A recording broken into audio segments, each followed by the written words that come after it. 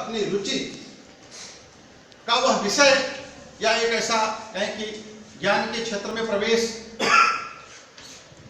या कुछ नया जानने समझने का एक तरीका है, एक माध्यम है, एक आधार है, जिसके जरिए हम कुछ जो कहना चाहते हैं, जो बताना चाहते हैं, दूसरों तक जो पहुंचाना चाहते हैं, उसे तलाशने की कोशिश करते हैं। शोधना अपने आप में एक क्रिया है, और यह क्रिया हम जानते हैं कि लोक में बहुत रूपों में शोधना शब्द का व्यवहार होता है। साहित्य में जब शोधना की बात होती है, साहित्य में मतलब खोजने की बात होती है, तो साहित्य में हम क्या खोजते हैं? क्योंकि हम सभी साहित्य के प्लेटफॉर्म पे बात कर रहे हैं, तो साहित्य में हम क्या खोजते हैं? लड़कियां इसमें ज्यादा हैं। आप जानते हैं चावल जैसे कंकड़ खोदे जाते हैं, उसको भी शोधना करते हैं। चावल साफ होता है, जब तक उसमें से कंकड़ नहीं निकाले जाए तो चावल साफ नहीं होता है।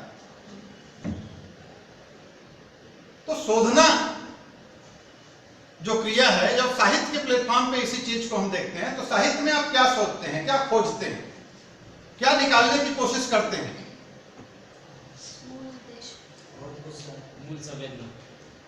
हाँ हाँ, आप कुछ बोल रहे थे। बहुत कुछ हर एक की अलग अलग अनुभूति है, जैसे मानवीय जीवन मूल्य या कोई किसी अगर प्राकृतिक साहित्य कृति को लिया जाए, शिल्प वगैरह है, अलग अलग शोध होते हैं। ठीक। मित्रों, शोध में, साहित्यिक शोध में हम लोग जो खोजने की कोशिश करते हैं, जो निकालने का प्रयास करते हैं, वहां तक जाने के पहले मैं एक बिंदु, सिर्फ एक शब्द में, मैंने पहले कहा मैं कुछ शब्दों के माध्यम से अपनी बात रखूंगा और उन्हीं शब्दों के साथ आप जुड़े, मेरा ये प्रयास है। साहित्य है क्या? साहित्य क्या है, अगर एक शब्द में सिर्फ आपको बताना हो?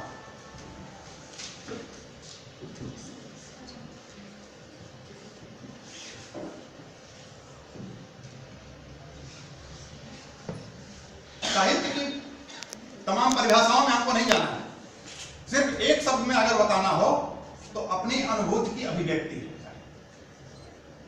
यह अनुभूति की अभिव्यक्ति बगैर साहित्य के भी होती है, लेकिन साहित्यिक फॉर्म में इस अनुभूति की अभिव्यक्ति विशिष्ट रूप में हो जाती है, इसलिए उसको विशेष दर्जा दिया गया है। जो साहित्यकार नहीं है, जो नहीं साहित्य मतलब कविता, कहानी, उपन्यास, नाटक, निबंध नहीं लिखता है, वह भी अपनी अनुभूति की अभिव्यक्ति करता है। और अनुभूति क्या होती है? अनुभूति क्या है? जो हम महसूस करते हैं, जो हम देखते, सुनते, समझते हैं, जिसके बारे में हमारे अंदर जिज्ञासा पैदा होती है, एक अकुलाहट पैदा होती है कि हमें उसे अभिव्यक्त किए बगैर रह नहीं पाते हैं। आपको प्यास लगी है, आप एक अजनबी जगह पे हैं, आप जब तक अभिव्यक्त नहीं करेंगे कि आपको प्यास लगी है, तब तक वहां के लोग इस बात को समझेंगे नहीं। तो आपकी अपनी अकुलाहट जो है प्यास की, वह अपने आप अभिव्यक्ति करवाती है। हो सकता है उस भाषाभाषी समुदाय में आप परिचित नहीं होंगे, तो इशारे से बात करेंगे। कहते हैं ना, बॉडी लैंग्वेज, साइन लैंग्वेज कुछ होती है, और अगर आप भाषा में अभिव्यक्त करने में सक्षम हैं, उस भाषा में जहां पर जिस परिवेश में आप हैं, तो उस भाषिक चिन्हों का इस्तेमाल आप करके अपनी बात रखेंगे। तो ये अनुभूति, मित्रों, इस अनुभूति को मैं एक और नाम अगर दूं तो दरअसल यह विचार है। साहित्य कोरी अनुभूति भी नहीं होता है। साहित्य हमारे अपने विचारों को प्रभावित करता है, विचारों को निर्मित करता है, और उन्हीं विचारों को हम अभिव्यक्त करते हैं। रही बात है कि शोध के धरातल पर जब साहित्य को हम देखते हैं, या साहित्यिक शोध की बात होती है, क्योंकि हम लोग साहित्य के विद्यार्थी हैं, साहित्य में जो हम शोध तलाशते हैं, या कहना चाहिए कि शोध करने के लिए प्रवृत्त होते हैं, तो वस्तुतः क्या तलाशते हैं? बहुत से लोग कह सकते हैं कि बहुत कुछ तलाशते हैं। मैं ये मानता हूं कि साहित्य में आप मूलभूत चीज जो तलाशते हैं, अगर उसको भाव और शिल्प, जो मोटा मोटा हमारा डिवीजन है, उसमें हम न उलझें, तो हम विचार तलाशते हैं। किसी रचनाकार के ऊपर आप कर रहे हो, किसी धारा के ऊपर कर रहे हो, किसी प्रवृत्ति के ऊपर कर रहे हो, या जो भी आपका विषय हो, उस विषय में आप मूलभूत चीज जो पकड़ने की कोशिश करते हैं, जिस चीज को व्याख्यायित करने का, विश्लेषित करने का प्रयास हम करते हैं, वह वस्तुतः विचार होता है। यह बात अलग है कि उसके कई डायमेंशन हो सकते हैं। उस विचार के विश्लेषण के, उसको व्याख्यायित करने के कई तरीके हो सकते हैं, कई मार्ग हो सकते हैं। वही शोध प्रविधियां, जिन प्रविधियों का इस्तेमाल, जिन दृष्टियों का इस्तेमाल, जिन टूल्स का इस्तेमाल या तरीकों का इस्तेमाल करके हम उस विचार की व्याख्या करते हैं, उसकी विवेचना करते हैं, वही प्रविधियों का निर्माण करते हैं। प्रविधि अपने आप में कोई बनी बनाई और बहुत निर्धारित, बहुत हार्ड कोई ऐसी व्यवस्था नहीं है कि नहीं यही चीजें होनी चाहिए। इसीलिए साहित्यिक शोध की प्रविधि अपने आप में बहुत ही लचीली लेकिन वस्तुनिष्ठ, क्योंकि शोध अपने आप में एक वस्तुनिष्ठ मसला होता है। विज्ञान में पूर्णतः वस्तुनिष्ठ होता है, साहित्य में पूर्णतः वस्तुनिष्ठ न होते हुए भी वस्तुनिष्ठता परख होता है। अगर हम वस्तुनिष्ठ नहीं हैं तो हम अपने गोल तक नहीं पहुंच सकते। मेरे कहने का तात्पर्य है कि साहित्यिक अनुसंधान वस्तुतः उन विचारों, उन भावों, उन अनुभूतियों और तथ्य और सत्य दोनों को अगर साथ में रख करके कह दिया जाए तो उन तथ्यों और उन सत्यों की तलाश है जिसके माध्यम से हम वह अभिव्यक्त करना चाहते हैं जो अभिव्यक्त हो चुका है। लेकिन वह अभिव्यक्ति हमारे समाज के लिए, हमारे साहित्य के लिए कितनी उपादेय है, कितनी उपयोगी है, या कि उसकी व्याख्या विवेचना करना कितना जरूरी है, गैर जरूरी है, इसकी तलाश हम करते हैं। इसके लिए पहले आपने देखा होगा, मतलब विद्यार्थी तो शायद अब उस शब्द से भी अपरिचित होंगे, पहले टीकाएं लिखी जाती थी। टीकाओं के माध्यम से विषय को समझाने का प्रयास, एक तरह से कहना चाहिए कि उसकी व्याख्या करने का प्रयास किया जाता था। अब आजकल टीकाएं वगैरह नहीं है, लेकिन हम जिस शोध की बात कर रहे हैं, साहित्यिक शोध की बात कर रहे हैं, साहित्यिक शोध में जब हम विचारों या अनुभूतियों के विश्लेषण, विवेचन की तरफ प्रवृत्त होते हैं तो जो चीजें हमारे सामने आती हैं, अब मैं इसको कहूं एक फ्रेमवर्क में, कि चाहे वह एक शोध पत्र हो, चाहे वह कोई शोध का प्रोजेक्ट हो, चाहे वह पीएचडी की थीसिस हो, चाहे वह एमफिल का डिसर्टेशन हो, किसी भी कलेवर में हम इसको देख सकते हैं। मूलतः तीन चीजें इस फॉर्मेट में आवश्यक होती हैं। मैं बात शोध पत्र से अगर इसको रखूं, क्योंकि विद्यार्थियों के लिए अभी सबसे नजदीकी मामला जो होगा वो शोध पत्र लेखन का ही होगा। कुछ लोग डिसर्टेशन और पीएचडी की तरफ भी प्रवृत्त होंगे, लेकिन शोध पत्र लेखन, सर ने भी मुझे यही संकेत किया था कि शोध पत्र हम कैसे लिखें। और मैं ये मानता हूं कि सिर्फ शोध पत्र नहीं, बल्कि जिन चार फॉर्मों की मैं बात कर रहा हूं, चाहे वह शोध पत्र हो, चाहे वह रिसर्च प्रोजेक्ट हो, चाहे वह डिसर्टेशन हो, चाहे वह पीएचडी हो, सभी के फॉर्मेट कमोवेश एक जैसे, पूर्णतया एक जैसे नहीं, कमोवेश एक जैसे। कमोवेश एक जैसे इसलिए है मित्रों कि तीन बिंदु होते हैं, जिन तीन बिंदुओं को तय करके हम इस दिशा में प्रवृत्त होते हैं। पहला, और मैंने कहा कि अर्जुन पंथ के लोग इन सारे शब्दों को जानते हैं, इसलिए इन शब्दों की खेलबाजी से ये भली भांति वाकिफ है। मैं पीछे के लोगों को ध्यान में रख के इन बातों को कह रहा हूं। प्रस्तावना, जिसको इंट्रोडक्शन कहते हैं अंग्रेजी में, उस प्रस्तावना के बाद शोध विषय का आपका मूल अंश, मूल हिस्सा और उसका निष्कर्ष। मोटे तौर पर रिसर्च, शोध पत्र से लेकर के और पीएचडी की थीसिस तक मूलतः यही तीनों बिंदु होते हैं। आप चाहें तो मिला लीजिए, या जब काम करने बैठिएगा तो इस पर विचार करके और थोड़ा सा सर्वे कीजिएगा। प्रस्तावना क्या है? शोध पत्र को ध्यान में रख करके अभी फिलहाल मैं इस बात को कर रहा हूं, जब हम शोध लिखने के लिए, शोध पत्र लिखने के लिए अपने आप को मानसिक रूप से तैयार करते हैं, तो शोध पत्र कैसे लिखते हैं? तो सबसे पहली बात जो मैंने शुरू में कहा कि शोध क्या है, अगर इस बात को हम ध्यान में रख करके चले कि हम शोध पत्र लिखने के लिए बैठ रहे हैं, तो पत्र लिखने के लिए नहीं बैठ रहे हैं, शोध पत्र लिखने के लिए बैठ रहे हैं, तो शोध पत्र हम क्यों लिखने के लिए बैठ रहे हैं, हम क्या चाहते हैं, हमारा उद्देश्य क्या है, जब हमारा उद्देश्य तय होता है कि हम ये चाहते हैं, हम ये करना चाहते हैं, तब हम मार्ग तलाशते हैं कि किन मार्गों से करना चाहते हैं। जब मार्ग हमारे सामने क्लियर हो जाते हैं तो हमारे दिमाग में जो बात रहती है लेखन के पूर्व, वह बात पूरी तरह से पूर्णतया उस उद्देश्य तक या उस लक्ष्य तक या उस बिंदु तक हम पहुंच पा रहे हैं या नहीं, और पहुंच रहे हैं तो उसको जो प्रतिपादित हम करते हैं वो वही निष्कर्ष कहलाता है। इसीलिए शोध पत्र लेखन में दो बिंदु बहुत महत्वपूर्ण होते हैं कि शोध पत्र लिखने के पहले, इवन आप अगर इसको हम पीएचडी और डिसर्टेशन के साथ भी जोड़ करके चलें तो और बेहतर होगा।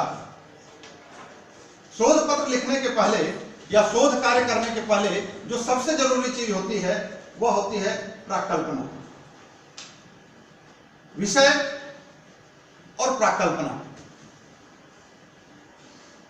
इसीलिए किसी भी शोध में आप देखिए तो यह कहा जाता है कि आपकी प्राकल्पना कुछ है या नहीं है।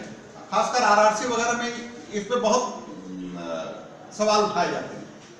कभी भी आप पीएचडी करने जाएंगे तो आप आरआरसी में जो भी एक्सपर्ट आएगा वो ज्यादा उसका फोकस आपकी प्राकल्पना को लेकर के होता है। विषय आपने क्या लिया है वो तो अपनी जगह ठीक है, लेकिन वो विषय में आप करना क्या चाहते हैं, आपकी कल्पना क्या है। तो मित्रों, जिन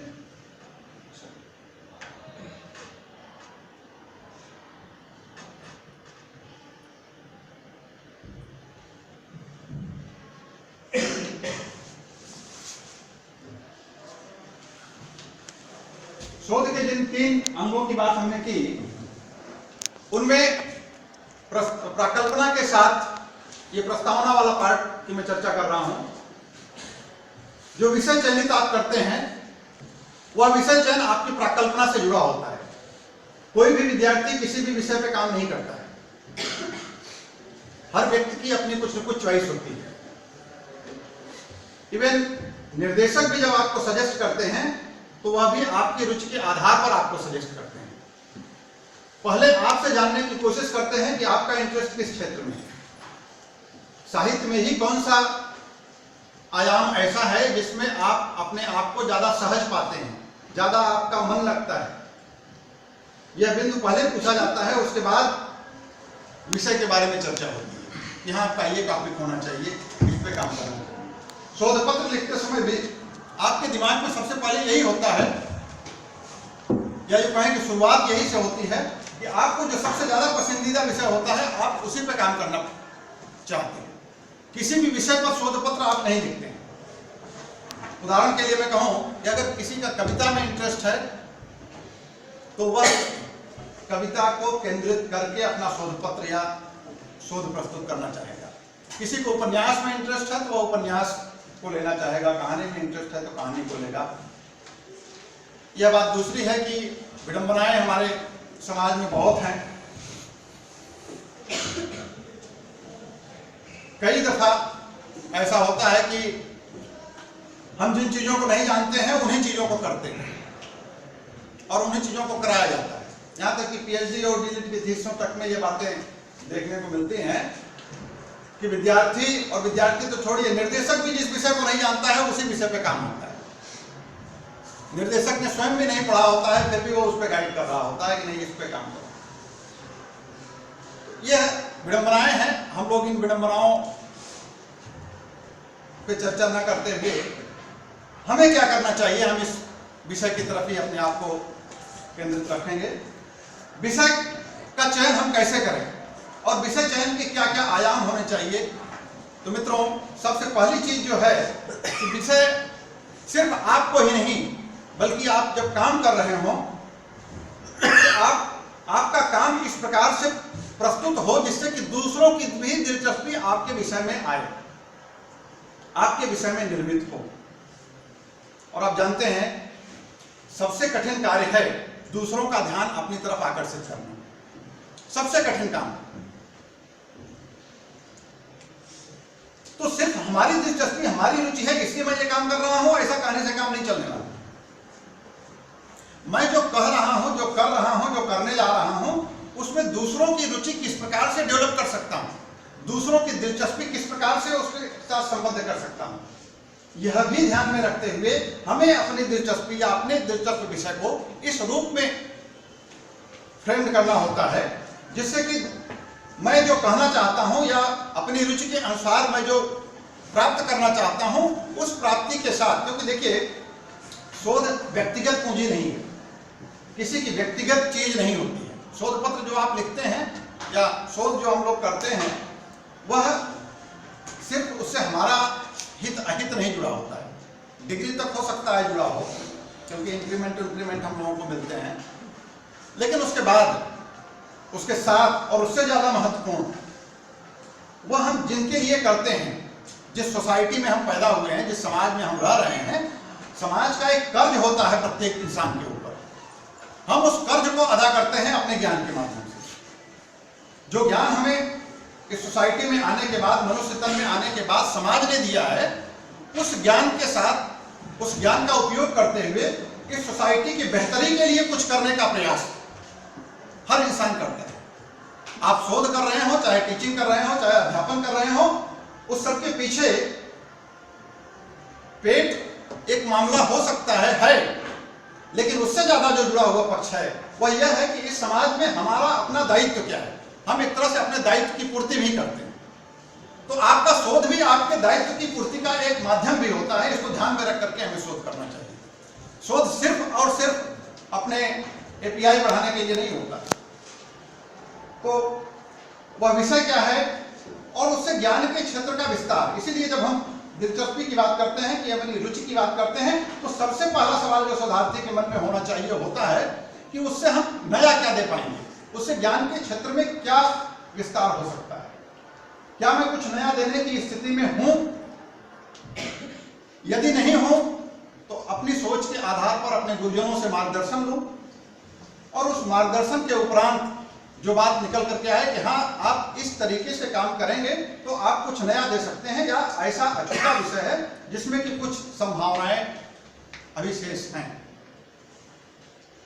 तो मित्रों, मेरे कहने का तात्पर्य है कि शोध का विषय चयन करते समय, उसकी प्रस्तावना तैयार करते समय इन बिंदुओं को, और तमाम बिंदु हैं जिनको मैं छोड़ते हुए मैं संक्षेप में इस बात को रखते हुए जाऊंगा।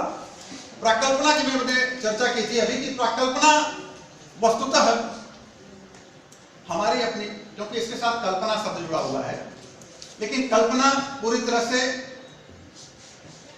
तथ्य से परे होती है, क्योंकि हमारे सामने तथ्य नहीं होता है। आप सो रहे हैं, इमेजिन कर रहे हैं, पर वह इमेजिन जो आप करते हैं वह जैसे हम कहें कि कवियों की जो कल्पना होती है, जो कविताएं जो लोग लिखते होंगे वो इस चीज को बेहतर समझते हैं। वह कल्पना, ये जरूरी नहीं है कि जो चीजें आप समाज में देख रहे हैं उसी चीज को लेकर के आप सोच रहे हैं। कल्पना का स्वरूप कुछ यूं समझिए कि वह अमूर्त होती है, उसका कोई मूर्त रूप नहीं होता है। अगर मूर्त हो गई फिर वो कल्पना नहीं रहती। तो यह शब्द जो जुड़ा हुआ है, इस शब्द के साथ कल्पना जुड़ी हुई है।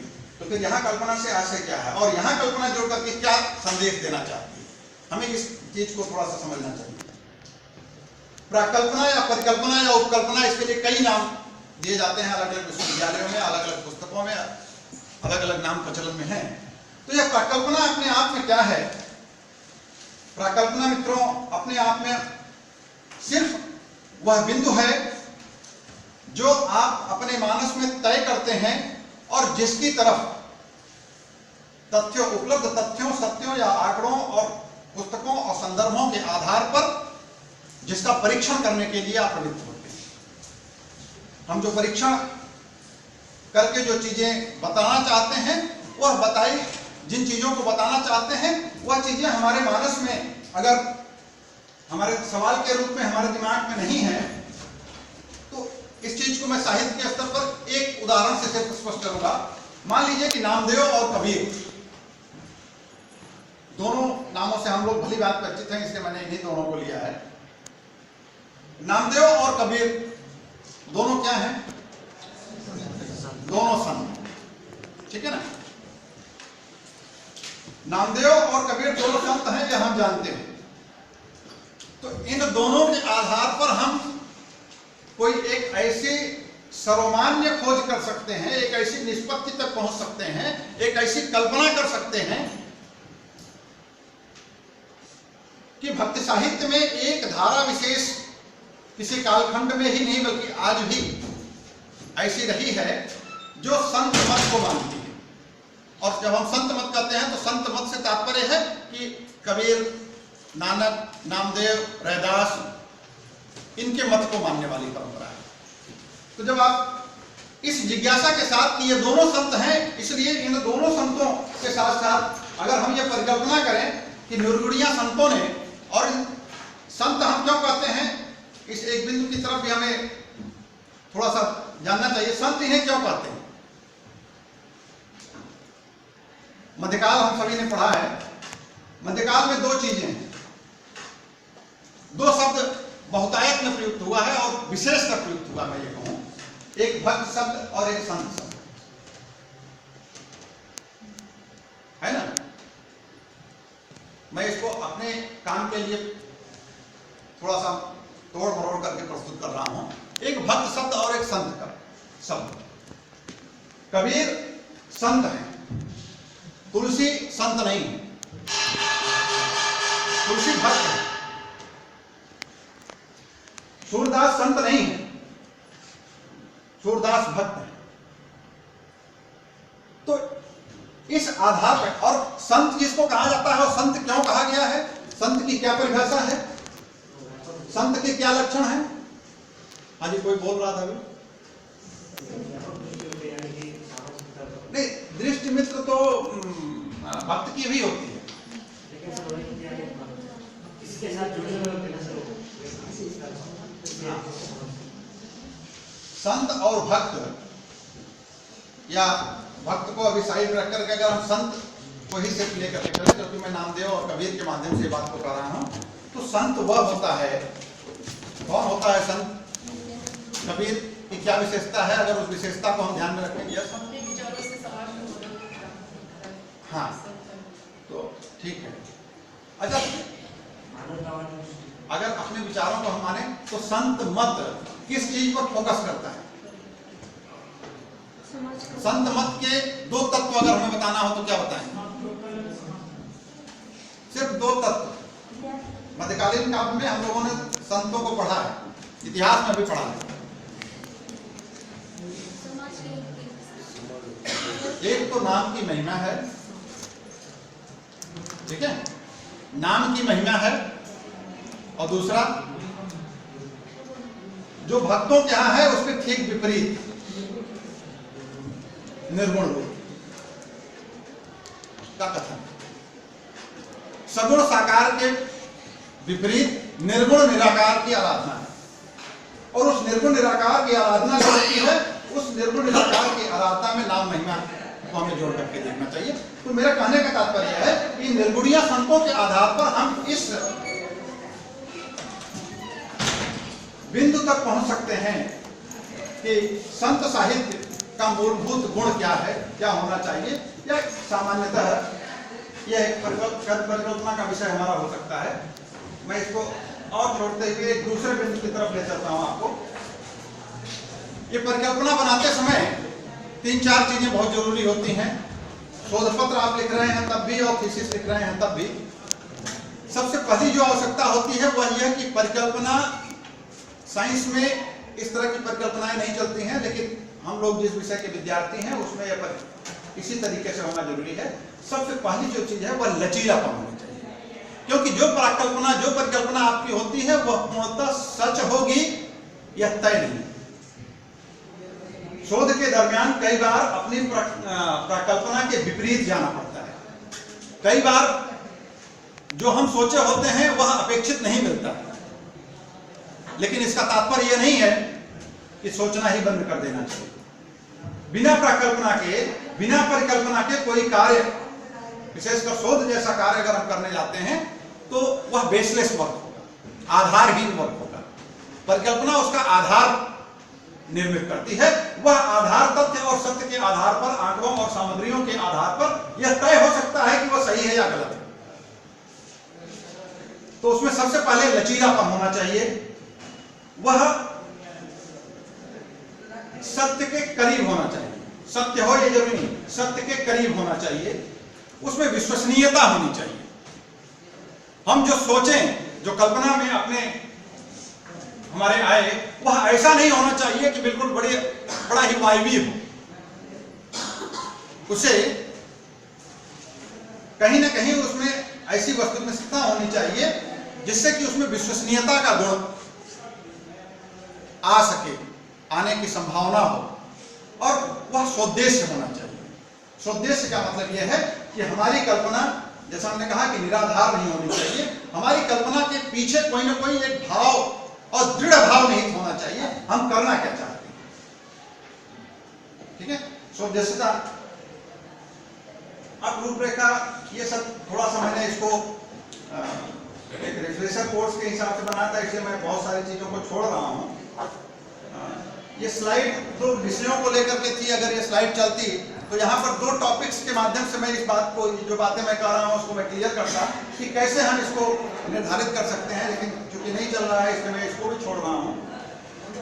हम आते हैं, जब हम विश्लेषण और विवेचन करते हैं, मतलब मुख्य अंश की तरफ अगर हम आए तो विवेचन और जो विश्लेषण हम करते हैं, उस विवेचन और विश्लेषण में मित्रों मुख्यांश जो होता है उसको कई पार्टों में डिवाइड करते हैं, कई भागों में वर्गीकृत करते हैं। कई बार शीर्षक देकर के करते हैं, शोध के स्तर पे करते हैं, कोई चीज अध्याय देकर के करते हैं, 2, 3, 4, 5 जितने भी अध्याय बना देते हैं।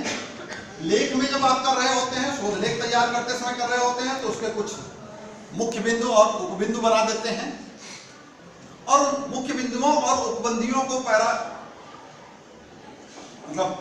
पैरा वाइज जो कुछ भी आप लिखते चले जाते हैं, जो कुछ भी आपकी फाइंडिंग्स होती हैं, जो भी आपकी अभिव्यक्ति होती है, उनको लिखते जाते हैं। तो वह लिखने के दरमियान जो चीज महत्वपूर्ण है, सिर्फ मैं उस बात को छूना चाहूंगा कि जिस मेथोडोलॉजी की चर्चा करते हैं हम, प्रस्तावना में ही हमारे यह इंगित हो जाना चाहिए। प्रस्तावना में 3 चीजें बहुत क्लियर हो जानी चाहिए। एक तो हमारा टाइटल क्या है, दूसरा, क्योंकि टाइटल अपने आप में यह बताने के लिए पर्याप्त होता है कि आप क्या करना चाहते हैं। आप क्या करना चाहते हैं, यह मानस में तय होने के बाद ही आप टाइटल सुनिश्चित कर पाते हैं। दूसरा, आप किस तरीके से करना चाहते हैं और क्यों करना चाहते हैं, कैसे करना चाहते हैं, क्यों करना चाहते हैं। यह जब आपके मानस में क्लियर होता है, या मैं कहूं कि प्रस्तावना देते समय हम इन चीजों को जब क्लियर करते हैं, तब जाकर के हम दूसरे मुख्य बिंदु की तरफ बढ़ते हैं। और उस मुख्य बिंदु में जो महत्वपूर्ण चीज होती है, वह सबसे महत्वपूर्ण चीज है कि मेथोडोलॉजी, जिस भी मेथोडोलॉजी का इस्तेमाल हम करते हैं, जिस भी प्रविधि का इस्तेमाल हम करते हैं, यह बहुत क्लियर होना चाहिए, हमारे दिमाग में यह स्पष्ट होना चाहिए कि हम, मान लीजिए कि मनोवैज्ञानिक या समाजशास्त्रीय दृष्टि से कोई बात कहना चाहते हैं, या अभी इन दिनों बहुत चर्चा का विषय है, इन दिनों मतलब पिछले 20-25 साल से, मान लीजिए दलित साहित्य, हम सभी इससे परिचित हैं। दलित साहित्य को लेकर के हम कोई, और सपोज आप शरण कुमार लिम्बाले के ऊपर कोई शोध पत्र लिखना चाहते हैं, या कि शरण कुमार लिम्बाले के कार्य पर शोध लिखना चाहते हैं, तो आपके सामने पिक्चर बिल्कुल क्लियर होनी चाहिए, आपके दिमाग में वो टूल्स बिल्कुल तय होने चाहिए कि किन माध्यमों से, किन तरीकों से, किन प्रविधियों से, तकनीकी भाषा में किन प्रविधियों से हम उस विषय को देखने का प्रयास करें, हम इस विषय को देखने का प्रयास करें। मसलन शरण कुमार लिम्बाले के ऊपर अगर मुझे शोध पत्र लिखना है, तो शरण कुमार लिम्बाले के शोध में एक बिंदु जो मैं शुरू में ही छोड़ दिया, लेकिन उस पर मैं प्रसंगवश बोल दूं कि शोध कभी भी बहुविस्तृत नहीं होना चाहिए, विस्तार होना चाहिए, लेकिन एक सीमा है। शोध में सबसे ज्यादा जरूरी होता है कि हम पिन पॉइंट करें, हम गहराई में जाने के लिए प्रवृत्त हों, और गहराई में जाने के लिए हम तभी प्रवृत्त हो पाते हैं जबकि निर्देशक के रूप में और शोधार्थी के रूप में, दोनों ही रूपों में हम यह तय करते हैं कि हमारा विषय, हमारे विषय का फ्रेमवर्क ऐसा हो कि हम केवल पल्लवग्राही नहीं बने, बल्कि हम मूल तक जाने का प्रयास करने के लिए अपने आप को सक्षम बना सकें। और जब हम विषय बहुत फैलावदार ले लेते हैं, जैसे भाई अगर ये कहूं कि दलित साहित्य में की सामाजिक चेतना, इस पे बहुत सारे शोध पत्र आपने पढ़े भी होंगे, फिर से भी आ चुकी है। दलित साहित्य की सामाजिक चेतना, अगर दलित साहित्य की सामाजिक चेतना, यह बिंदु, इस बिंदु पे बात की जाए, हर एक कर सकता है कि इसमें बुराई क्या है, हो सकता है। मित्रों, मेरा ये मानना है विषय हो सकता है, और सामाजिक एंगल से, सामाजिक मूल्यों मानदंडों के आधार पर अपनी प्रविधियां निर्धारित करते हुए हम दलित साहित्य की सामाजिक चेतना तक पहुंच सकते हैं। लेकिन शोध की दृष्टि से, चाहे वो पत्र लिख रहे हो, चाहे वो पीएचडी लिख रहे हो, हमारे समझ से ये इतना वास्ट विषय है, इतना व्यापक विषय है कि इसमें हम मूल बिंदु तक पहुंचेंगे, इसकी गारंटी बहुत कम है। ऐसे शोध ऐसे बहुत लिखे जा रहे हैं, हम लोग ऐसे शोध पत्र भी बहुत लिखते हैं, लेकिन हम अगर थोड़ा सा ध्यान दें, थोड़ा सा कॉशियस हो, तो ऐसे विषयों की तरफ हमें नहीं जाना चाहिए।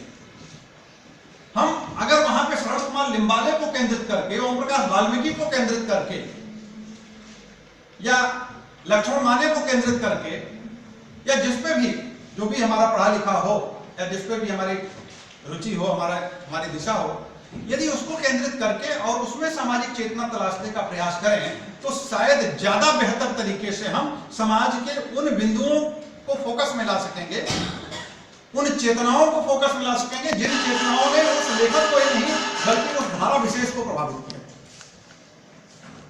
कौन से सामाजिक कारण थे, कौन सी सामाजिक परिस्थितियां थी, वे कौन से सामाजिक तत्व हैं जिनसे प्रभावित होकर के लिम्बाले या वाल्मीकि बनता है। हमारे विवेचन का विषय यह होना चाहिए। और जब हम इस दृष्टि से उस पक्ष को लेते हैं, उसके साहित्य को लेते हैं, उसकी अभिव्यक्ति को लेते हैं, मैंने पहले ही कहा कि साहित्य और कुछ नहीं बल्कि उसकी अपनी अनुभूति की अभिव्यक्ति है। और माफ कीजिए, सिर्फ दलित साहित्य और स्त्री साहित्य के लिए अनुभूति और अभिव्यक्ति नहीं है, बल्कि समग्र साहित्य। और इसके लिए हमारे आदि कवि भी कहते हैं, जो क्रॉन्च वाला प्रसंग याद होगा आपको, पहला गान कविता के रूप में जो फूटा था वह भी अनुभूति ही थी। किसी पक्षी को देख करके जो अनुभूति हुई थी बाण लगने पे, उस अनुभूति की ही अभिव्यक्ति थी। तो जिस सामाजिक चेतना को हम तलाशना चाहते हैं, उस सामाजिक चेतना को तलाशने के लिए हमें उस व्यक्ति का केंद्रित होकर के और उसके इर्द गिर्द जाकर के अगर हम चीजों को टटोलने, शोधने, खोजने का प्रयास करें, तो मित्रों मुझे लगता है कि ज्यादा बेहतर तरीके से हम इस विषय को और उन बिंदुओं को रख सकेंगे जिन बिंदुओं के आधार पर हम सिर्फ दलित साहित्य के साथ न्याय नहीं कर सकेंगे, बल्कि एक लेखक के साथ भी न्याय कर सकेंगे। इसी तारतम्य में मैं एक और बिंदु की तरफ आपका ध्यान ले जाना चाहूंगा कि शोध लिखते समय जिस मेन पार्ट की मैं बात कर रहा हूं, उसी मेन पार्ट में एक चीज आती है, एक बिंदु आता है उद्धरण, कोटेशन बोलते हैं हम लोग, ज्यादा सहज शब्द है। हम सभी कोटेशंस देते हैं, चाहे शोध पत्र लिख रहे हो, चाहे थीसिस लिख रहे हो। लेकिन विडंबना यह है, अब तो खैर काफी इस पर हम लोग ज्यादा ध्यान दे रहे हैं, मतलब आपकी जो प्राध्यापक पीढ़ी है, मुझे लगता है कि यह ज्यादा सचेत है। ऐसा नहीं है कि पहले वाले सचेत कम थे, पहले वालों की भी सचेतनता थी, लेकिन हमारी पीढ़ी इस रूप में ज्यादा सचेत है कि वह दुनिया में क्या चल रहा है, हम अपने विषय को ज्यादा से ज्यादा ऑब्जेक्टिव कैसे बना सकें, वस्तुनिष्ठ ज्यादा से ज्यादा कैसे बना सकें, इन चीजों पर भी अब ज्यादा फोकस किया जाने लगा है। चीजें बताई जा रही हैं, उस रूप में ही चीजें स्वीकार भी की जा रही हैं। तो उद्धरण जब हम देते हैं, क्योंकि हमारे यहाँ इसके पहले और अभी भी बहुत से प्राध्यापकों को भी आप देखेंगे उद्धरण कुछ, क्योंकि एक तो हमारे यहाँ बड़ा संकट है कि प्राइमरी और सेकेंडरी जो दो स्रोत होते हैं, बहुत सारा काम, आप थीसिस देख लीजिए, चाहे शोध पत्र देख लीजिए, ये मैं अपने छोटे से अनुभव के आधार पे इसलिए कह रहा हूँ क्योंकि 7-8 थीसिसें भी देखने को मिली है अभी तक, और 2-3 किताबों का मैंने स्वयं संपादन किया है संगोष्ठियों के स्तर पे। इसलिए मैं थोड़ा बहुत जो अनुभव उससे प्राप्त कर सका हूँ उसके आधार पे इस बात को रख रहा हूँ। सब लोग ज़्यादा वरिष्ठ हैं, ज़्यादा इनके पास इस चीज़ का तजुर्बा होगा। हो सकता है कि कहीं हमारी और इनकी बात में कंट्रडिक्शन आ सकता है, लेकिन मेरा अपना तजुर्बा जो है मैं उसे आपके साथ शेयर कर रहा हूँ। कि हम लोग उदाहरण तो देते हैं, चीजें लिखते हैं, कोट करते हैं, इन्वर्टेड वगैरह का इस्तेमाल भी करते हैं, लेकिन वो प्राइमरी सोर्स से कितनी है और सेकेंडरी सोर्स से कितनी है इसका कतई कोई भनक तक नहीं लगने देना चाहते हैं पढ़ने वाले को, जिसको हम कहते हैं कि ये तथ्यों की चोरी, अंग्रेजी में उसको प्लेगरिज्म कहते हैं।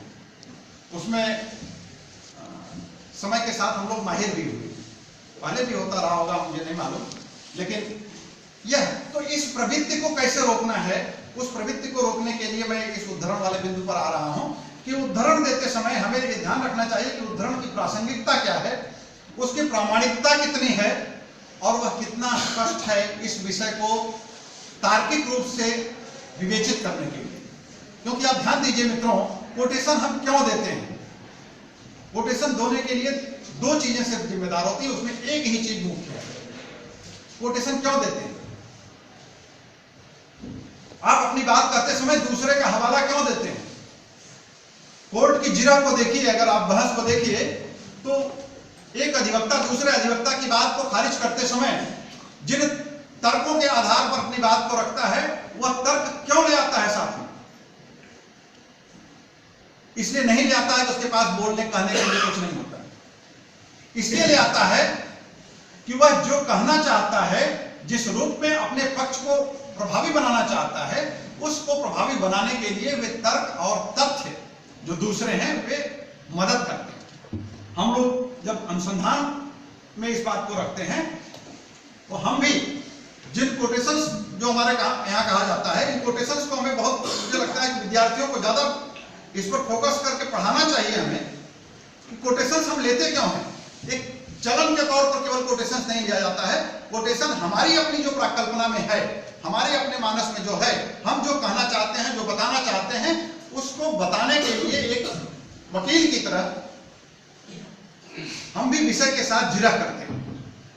हम भी विषय के साथ दूसरों के कथनों को सपोर्ट में प्रस्तुत करते समय उसके पक्ष या प्रतिपक्ष में अपनी बात को रखते हैं, और रखना चाहिए, इसको इसी रूप में रखना चाहिए। इसी को कहा जाता है लॉजिकली थिंकिंग। लॉजिकल आप तभी होते हैं, सिर्फ आप अपने सोच में लॉजिकल नहीं होते हैं, उसके लिए किसी न किसी दूसरे की सोच को सामने रख करके और बहस के धरातल पे उतरना पड़ता है। बहुत समय पहले आपने सुना होगा कि अपने यहाँ आलोचना जो चलती थी, अब हालांकि यह प्रवृत्ति भी बहुत खत्म हो गई। रामविलास शर्मा और नामवर सिंह के जमाने में उसमें विजय देवनारायण साहिब को भी अगर जोड़ लिया जाए तो उस जमाने में एक शब्द बहुत चलता था। कौन सा शब्द था वो? वाद विवाद वाली आलोचना का नहीं, मार्क्सवाद तो था, इसमें मुझे एग्जैक्टली याद नहीं आ रहा है, जिसमें वाद विवाद परख, उसके लिए एक वर्ड है अंग्रेजी में, मैं एग्जैक्टली वहां नहीं, मतलब समीक्षा नहीं, वो जिसमें वाद विवाद की प्रवृत्ति, जिसमें रामविलास जी और नामवर जी दोनों भिड़ते हैं या विजय देवनारायण शाही जी भिड़ते हैं, तो उसको एक नाम दिया गया है। तो नाम मुझे एग्जैक्टली इसमें क्लिक नहीं कर रहा है। बहरहाल मेरे कहने का तात्पर्य यही है कि वहां जब हम एक तरह से आलोचना में यह सिखाया जाता है कि आलोचना क्या है, तो आलोचना एक प्रकार से मुठभेड़ होती है, विचारों के साथ गुत्थम गुत्था करते हैं, दूसरों के विचारों के साथ अपने तर्क योजना को भिड़ाने की कोशिश करते हैं, अपने विचारों को भिड़ाने की कोशिश करते हैं, तब हम किसी निष्कर्ष तक पहुंचते हैं। शोध के धरातल पर भी मित्रों, शोध और आलोचना में इसीलिए साम्य है कि शोध में हम महज अपनी बात नहीं करते हैं, बल्कि जिन तर्कों और जिन तथ्यों का सहारा हम लेते हैं, उन तर्कों और उन तथ्यों के माध्यम से हम इस बात को रेखांकित करने का प्रयास करते हैं कि यह जो कहा गया है इस विषय के संदर्भ में वह कहां तक सच है और कहां तक इसमें सुधार या परिवर्तन की गुंजाइश है। तो उद्धरण देते समय उद्धरण महज फैशन के लिए नहीं कि नहीं हमारे लेख में या हमारे शोध में 10, 20, 50 विद्वानों के नामों का उल्लेख हो जाना चाहिए इसलिए उद्धरण दिया जाए। इससे हमें परहेज करते हुए अपने बात को तर्कसंगत बनाने के लिए, लॉजिकली उसको प्रस्तुत करने के लिए यह जरूरी होता है कि हम उन कोटेशंस का इस्तेमाल करें। अब संक्षेप में मैं सिर्फ एक बिंदु की तरफ जाकर के, और मुझे लगता है शायद समय ज्यादा हो रहा होगा, इन कोटेशंस के साथ एक और जो गलती हम लोग करते हैं वह ये कि कोटेशंस लिखते कैसे हैं। वो मैं लिख कर लाया था, ये फिर मैं कहूँगा कि तकनीकी वजह से मैं आपको सामने नहीं रख पा रहा हूँ, मैं पर बोल के बता दूं कि जिस स्टाइल का भी इस्तेमाल हम कोटेशन के लिए करते हैं उसमें दो चीजें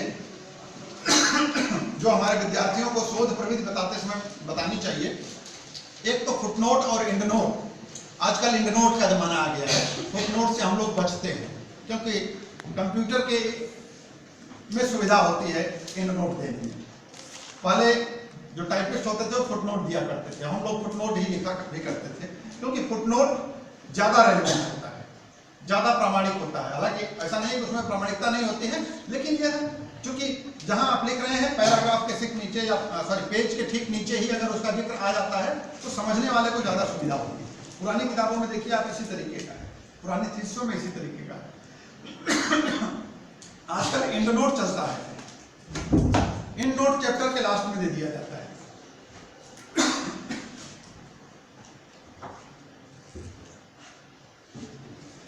यह फुटनोट या एंडनोट जो होता है, ये फुटनोट एंडनोट लिखते समय जो सबसे ज्यादा गलतियां हम लोग करते हैं, जिसपे एक तरफ हमारा ध्यान कम जाता है, वह कई बार भले ही आप उसको सेकेंडरी सोर्स से उठा रहे हो, जैसे हमने कहा कि कबीर के बारे में अगर आप कुछ कर रहे हैं, लिम्बाले के बारे में कुछ कर रहे हैं, तो लिम्बाले की मूल पुस्तक के आधार पर कर रहे हैं या लिम्बाले के ऊपर किसी ने कुछ लिखा है उस पुस्तक का इस्तेमाल करते हुए कर रहे हैं। यह प्राइमरी और सेकेंडरी स्रोत का अंतर है। तो प्राइमरी और सेकेंडरी जिस भी स्रोत से आप उठा रहे हैं उसका जिक्र ईमानदारी पूर्वक करना चाहिए। जिक्र करने की कुछ व्यवस्था है, किताब का नाम, लेखक का नाम, पुस्तक का नाम, प्रकाशक का नाम, प्रकाशन का स्थल, प्रकाशन का वर्ष और पृष्ठ संख्या। इन जो 4, 5, 6 चीजें हैं, इनका बिंदुवार सिलसिलेवार उल्लेख होना चाहिए। एक और पक्ष इसी के साथ जो जुड़ता है, क्योंकि ये 2-3 तरीके से लिखा जाता है, अब यहां मैं उसको दिखाता तो शायद ज्यादा बेहतर बात कर पाता, लेकिन एक चीज से जो खासकर पीएचडी और एमफिल के विद्यार्थियों से मैं पूछूंगा कि बिब्लियोग्राफी और फुटनोट में अंतर क्या होता है। आपने डिसर्टेशन वगैरह भी आपको विषय मिले होंगे, कभी ये सोचा है? नहीं भी सोचा होगा तो इसको थोड़ा सा ध्यान दे दीजिएगा। बिब्लियोग्राफी और फुटनोट में क्या अंतर है? मोटे तौर पर नाम, पुस्तक का नाम, प्रकाशन, वर्ष इत्यादि उसमें भी है, इसमें भी है, लेकिन फिर भी अंतर है। अंतर, पहली चीज तो अंतर प्रस्तुति क्या है। प्रस्तुति को डिफाइन करने के लिए वहां पर जो कॉमाज और कॉलम का इस्तेमाल किया गया है उनका अंतर है। एक पद्धति यह होती है कि हम 1, 2, 3 लिखते जाते हैं कोटेशंस के लिए, नंबर 1, नंबर 2, नंबर 3 इत्यादि, और फुटनोट के रूप में, एंडनोट के रूप में लेखक का नाम, प्रकाशक का नाम, पुस्तक का नाम, प्रकाशक का नाम, प्रकाशन वर्ष और पृष्ठ संख्या, इसका जिक्र करते हैं। एक पद्धति उसी में यह भी होती है कि जहां पर जो कोटेशन हम लेते हैं वहीं पर ब्रैकेट में लेखक का नाम या लेखक के नाम का उसका सरनेम और सरनेम के साथ प्रकाशन वर्ष और पृष्ठ संख्या का उल्लेख कर देते हैं। यह ज्यादातर आज मतलब ज्यादा प्रैक्टिकल और ज्यादा वस्तुनिष्ठ तरीका है। विशेषकर अगर आपको यह देखना हो, कई किताबों में होगा, हो सकता है मेरी जानकारी का अभाव हो, लेकिन जगदीश्वर चतुर्वेदी की किताब आप खोल करके देख लीजिएगा, उसमें इस व्यवस्था को बहुत अच्छे तरीके से प्रयोग किया गया है। जगदीश्वर चतुर्वेदी कलकत्ता विश्वविद्यालय के प्रोफेसर हैं, उनकी कई पुस्तकें हैं, बड़ी मोटी मोटी नाम का पब्लिशर से आई हुई हैं, उसमें आप देखिएगा तो यह व्यवस्था आपको बड़ी आसानी से समझ में आ जाएगी। मैं कह रहा था बिब्लियोग्राफी में इसमें अंतर यही है कि जब हम बिब्लियोग्राफी लिख रहे होते हैं तो वहां पर जैसे अगर मैं कहूं कि रामविलास शर्मा लेखक का नाम, पुस्तक का नाम निराला की साहित्य साधना, प्रकाशन कहां से हुआ है, मान लीजिए दिल्ली के बाद कॉलम, कॉमा नहीं कॉलम, कॉलम के बाद किस प्रकाशन गृह से हुआ है, मान लीजिए राजकमल प्रकाशन, प्रकाशन का वर्ष और उसकी पृष्ठ संख्या। इसमें भी प्रकाशक से लेकर के, जहां हमने कहा कि दिल्ली से शुरू किया हमने, प्रकाशक से लेकर के जब हम फुटनोट दे रहे हैं और प्रकाशन वर्ष तक यह ब्रैकेट में रखा जाता है। जो गलतियां हमारे यहां होती हैं तो यही कि हम लोग सब कुछ कॉमा दे करके लिखते चले जाते हैं। इसकी एमएलए स्टाइल जो बताया जाता है, जो अंग्रेजी में प्रयुक्त हुआ है, एमएलए जो एक एसोसिएशन है इसको लेकर के, जिसने जो हैंडबुक निकाली है कि किस स्टाइल का इस्तेमाल कोटेशन देने के लिए होना चाहिए, एमएलए स्टाइल सबसे ज्यादा प्रैक्टिकल मानी जा रही है आज की डेट में। तो उस एमएलए स्टाइल में ये चीजें बताई गई है। और जब हम पुस्तक का नाम लिखते हैं तो पुस्तक का नाम या तो अंडरलाइन होना चाहिए या इटैलिक्स में होना चाहिए।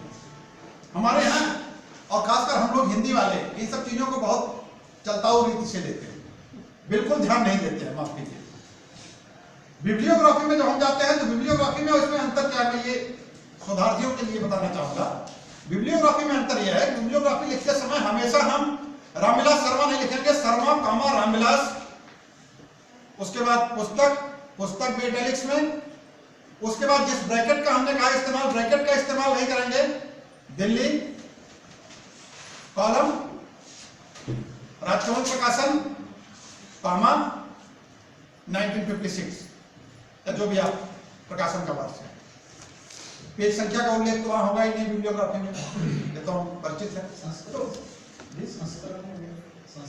हाँ, संस्करण का उल्लेख हम करते हैं तो प्रकाशन वर्ष जब हम लिखते हैं, प्रकाशन वर्ष के साथ कौन सा संस्करण है, क्योंकि जिस वर्ष में जो संस्करण प्रकाशित हुआ होगा, कई किताबें कई प्रकाशन हो चुके हैं, मतलब 25 संस्करण निकल चुके हैं रामविलास जी की किताबों के, तो कौन सा संस्करण है इसका भी उल्लेख करें। संपादन वाली अगर पुस्तक है तो लेखक के नाम के बाद संपादक या स के ऊपर बिंदी और पा, इसका उल्लेख जरूर होना चाहिए। तो ये तमाम छोटी छोटी चीजें हैं जो हमें ज्यादा करना चाहिए, जिसपे हमें खासकर विद्यार्थियों को हमें फोकस करना चाहिए। लेकिन इन चीजों की गलतियां हम बहुतायत में करते हैं। प्रायः सभी शोध पत्रों और शोध प्रबंधों में, पुस्तकों में इसकी गलतियां, जो जागरूक लोग हैं वो इसको सुधार लेते हैं, लेकिन शोध पत्रों और शोध प्रबंधों में तो मुझे लगता है कि 99% गलतियां होती हैं। अव्वल तो यह है कि बिब्लियोग्राफी होती ही नहीं है, फुटनोट देकर के हम काम चला लेते हैं। फुटनोट में भी कई बार संस्करण गायब कर देते हैं कि कौन सा संस्करण है, कौन सा प्रकाशन वर्ष है। तो मेरे कहने का तात्पर्य है कि अगर हम जब ये सारी चीजें शोध प्रविधि का हमारे हिस्सा है, इन सारी चीजों पे जिसको हमने कहा कि मुख्य अंश में चर्चा करते समय अध्यायों के विभाजन वगैरह की मैं बात नहीं कर रहा हूं, क्योंकि वो पीएचडी के विषय का मामला है और उसमें गाइड बहुत अच्छे तरीके से इन चीजों को रखते हैं कि कैसे उसको विभाजित किया जाए। अंत में निष्कर्ष पे एक चीज मैं जरूर कहना चाहूंगा, जब हम निष्कर्ष पे आए तो निष्कर्ष लिख करके 2 पेज का निष्कर्ष हो या 10 पेज का निष्कर्ष, निष्कर्ष के साथ हमें अपने उस इंट्रोडक्शन को जरूर पढ़ना चाहिए, प्रस्तावना को जरूर पढ़ना चाहिए। प्रस्तावना और निष्कर्ष दोनों पढ़ने के बाद तभी हम ये तय कर सकते हैं कि वाकई जो काम हम करना चाहते थे, जिस मंशा से हमने इस विषय को उठाया था, वह अंतिम रूप में उसको मैं परिणित कर सका हूं या नहीं कर सका हूं, निष्कर्ष तक पहुंच सका हूं या नहीं पहुंच सका हूं। यदि हम निष्कर्ष तक पहुंच सके हैं तो चाहे वो हमारा शोध पत्र हो, चाहे वो हमारा शोध ग्रंथ हो, तो पूर्ण होगा। अगर हम वह निष्कर्ष रिफ्लेक्ट नहीं होते हैं जो प्रस्तावना में आए थे, तो वह शोध कार्य प्रामाणिक नहीं हो सकता, अधूरा होगा अपने आप में। तो निष्कर्ष लिखते समय हमें जो सबसे ज्यादा एहतियात बरतना चाहिए कि हमारी प्रस्तावना हमेशा हमारे जहन में होनी चाहिए कि हमारी प्रस्तावना क्या है, हमारी वह कल्पना, हमारा वह उद्देश्य, हमारे वह नियत, हमारी वह सोच, हमारी वह मंशा, कि हमने किस शोध पत्र लिखते समय भी कि हम क्या लिखना चाहते थे, हम क्या बताना चाहते हैं यहाँ पर, वह हम बता पाए हैं इसको निचोड़ के रूप में। इसीलिए उसे सार रूप में लिखा जाता है। उपसंहार जो है, निष्कर्ष जो है, वह हमारे समुच्चय का सार है। तो वह सारांश के रूप में वो सारी चीजें आ पाई हैं या नहीं आ पाई हैं, इसको दोनों एक साथ पढ़ करके मिलान जरूर करना चाहिए। पढ़ने के बाद ही हम यह बता सकते हैं और यह तय हो सकता है कि हमने जो कार्य किया है वह कार्य कितना सही है और कितना उपादेय है, उपयोगी। मैंने सोचा था कि बीच बीच में कुछ और सवाल आपसे करते हुए बात करूंगा, लेकिन चूंकि ये सिस्टम मेरा फेल था